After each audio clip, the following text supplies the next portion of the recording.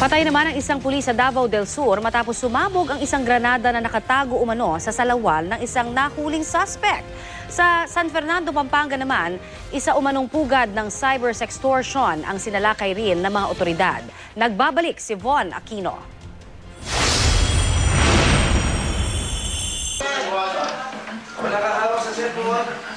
Apat na pong tao ang inaresto matapos salakay ng mga otoridad ang isang compound na pugad umano ng cyber sextortion sa San Fernando, Pampanga. Kabilang sa mga naaresto ang 3 babae na itinuturong nasa likod ng nasabing aktibidad. Ayon sa PNP, modus ng grupo na manghikayat ng cybersex sa mga nakakausap nito sa social networking sites. At kapag pumayag ang mga biktima, ire-record daw ang kanilang gawain para pang blackmail. Huli pa sa akto ang ilang suspect habang nakikipag-chat ng hubad sa harap ng computer.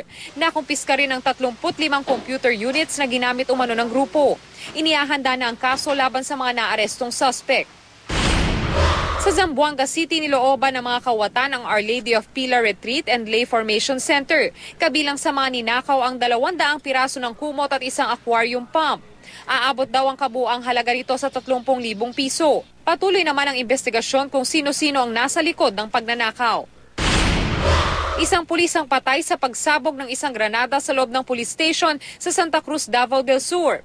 Unang inaresto ng mga pulis si Reynaldo Salang matapos makatanggap ng ulat na pumasok ito sa isang kainan na armado.